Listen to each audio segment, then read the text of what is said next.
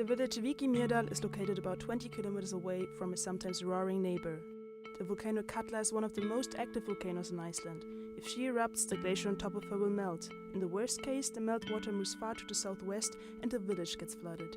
With the water entering the sea, even a tsunami effect could occur. It's kind of like a horror movie. Katla is always doing something. It is not so dangerous. I would just totally panic. I will be very angry if I'm dead before Katla.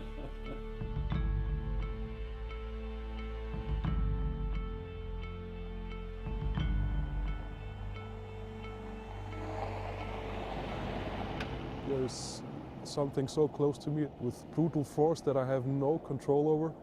It can change my life in just a matter of hours. In 1918, when it erupted last time, nobody died. But a lot of people just went mentally crazy over the situation. So much noise, so much uncertainty. He grew up with the beauty of a glacier in his backyard, he states. Aaron Jens Sturluson's family has been living next to Katla and the glacier on top of her for generations.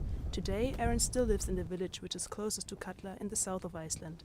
The 26-year-old had been guiding tours on the glacier for 3 years. He not only knows about the safe paths, but about the deep connection between the village and the volcano. 20 eruptions have happened in Katla, and 2 times this glacier has just completely exploded and the flood has been coming down here. People who are living here in Vík have lived for generations.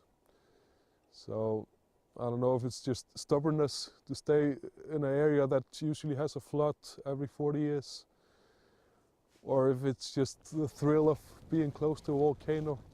The volcano Katla is the second biggest of the about 30 volcanoes in Iceland. Right now, Katla seems to sleep underneath a glacier more than twice the size of Aaron's home Vík, located just a stone throw away from it.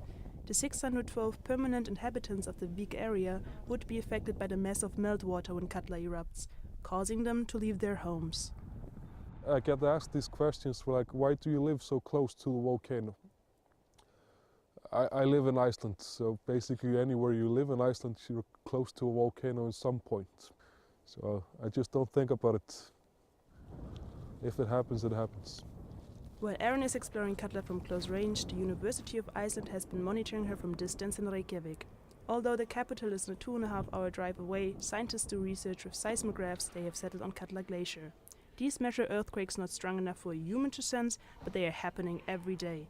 Katla is the most active volcano on the island, and Professor Paul Einarsson keeps track of her. He is expecting the big eruption since the 1960s. This is now becoming the longest quiet period of Katla that we know of. And it has erupted, once or twice per century. Most of the volcanoes are not really doing anything. Katla is always doing something. Every day there are earthquakes. And this is really a special behavior of Katla. Only a very powerful eruption can melt Katla's glacier. The erupting lava is not the biggest danger, but the meltwater. Once erupted, it will only take a couple of hours for the mud and chunks of ice to reach the foot of Vík. Luckily, in most cases, scientists can issue warnings. Also, everybody can see the recent developments of Katla on the website of the Icelandic Met Office. But when exactly Katla erupts again, nobody knows. So far, there are no instruments to estimate an eruption much time in advance. It is breaking all its rules now. If there are rules, they have been broken. And so it's very difficult to say. Maybe we have a long period without eruptions before us, but more likely there is going to be an eruption soon. If it's a powerful eruption, then the flood will be quite disastrous. And, and the town of Vík is, of course, the closest town, and they have to worry about the flood.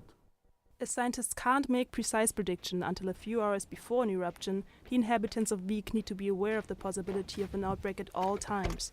Therefore, they not only should have an emergency bag ready at their home, but they also must follow an established emergency plan, including the evacuation of the village. Aaron is part of it, not as a glacier guide, but as a local fireman on a voluntary basis as a member of the rescue team. From we know the eruption has started, we have 3 hours max. But this is always changing, so we don't really know how much time we're going to have.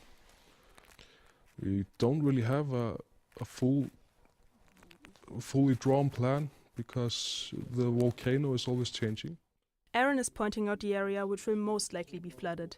He and the scientists are convinced of the high chance of the flood moving southwestwards. As there are no mountains sheltering the village from the water masses in this direction, this will have the biggest impact on Vik. The emergency plan is constantly updated, the locals are informed in municipality meetings, and also modern technology is used to reach out in case of an evacuation. Every phone within 40 miles radius of the area, they will get a message in their phones.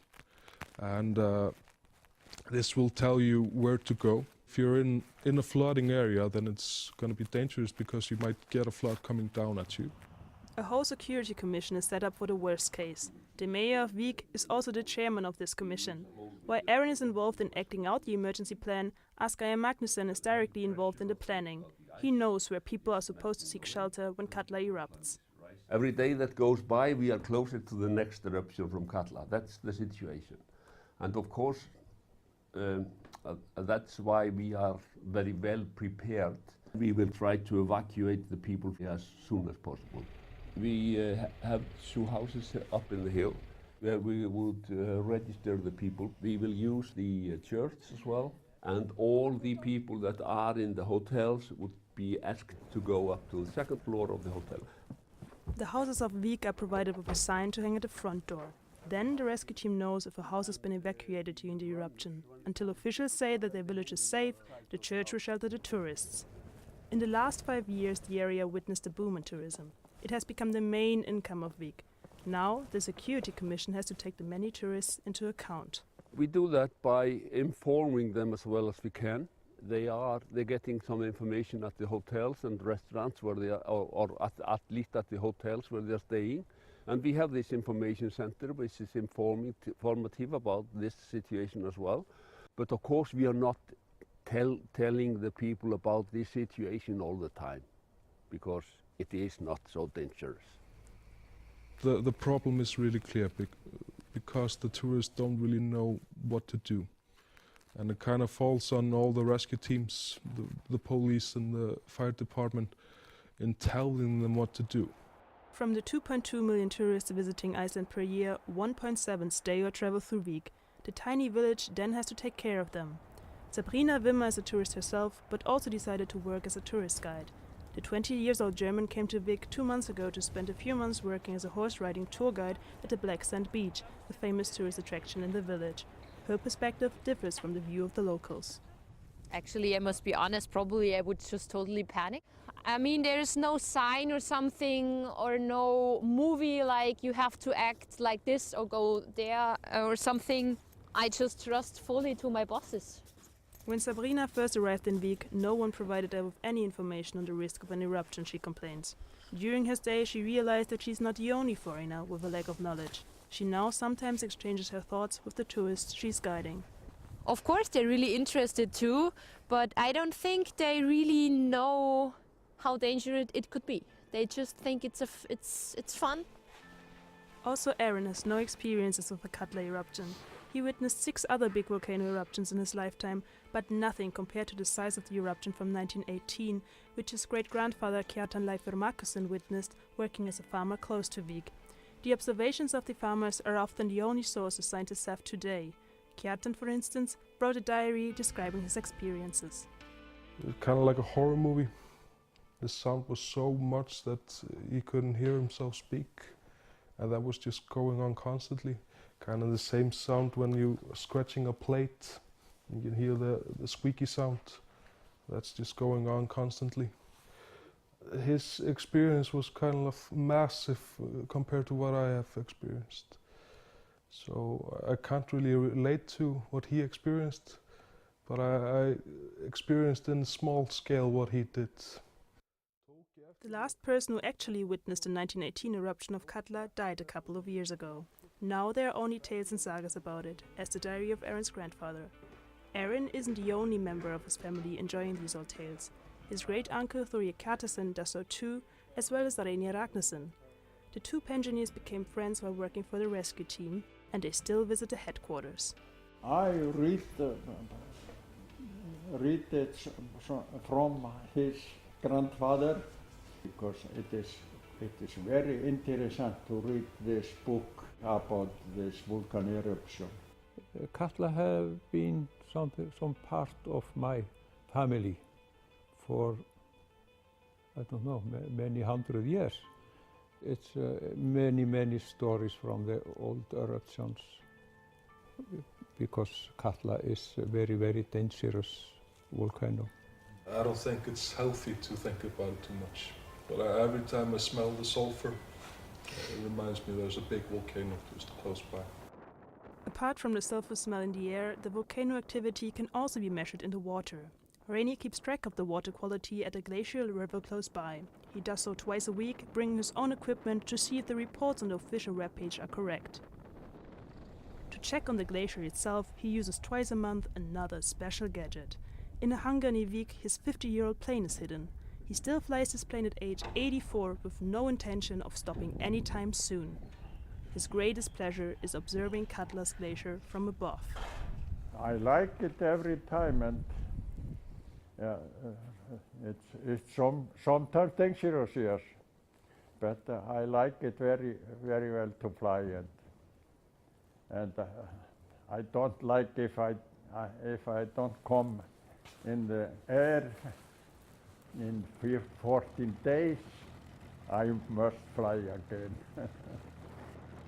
So beautiful to fly over this area, and it is always different to see it. Sometimes in snow, sometimes very good weather, and sometimes bad. I like it always. I am waiting after the volcano eruption. I hope I live it to see it. So I will try to hold my certificate until the volcano eruption is coming. I will be very angry if I'm dead before Katla erupts. It's an experience that you're only going to experience once in your life. And not many people who can say they have experienced an eruption. It's only part of our life. Kind of a privilege to experience this.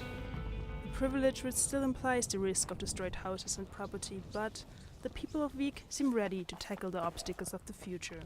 Also, the Icelandic catastrophe insurance is financially liable for some of the damage which might occur. And Aaron seems to find peace with the situation. The only thing I understand by living here all these years that nobody really knows. These are such big forces that we can't really measure them. And every time we think we have some clues of what's happening, that's when something else comes to light and everything changes. This is the volcano and the glacier is a living being, and it's kind of like it has its own feelings and its own mind. It's really hard to read it. And in my 25 years, it's been telling me it's going to erupt tomorrow. It's going to erupt tomorrow. Eventually you stop thinking about it and it will just erupt when it's going to erupt.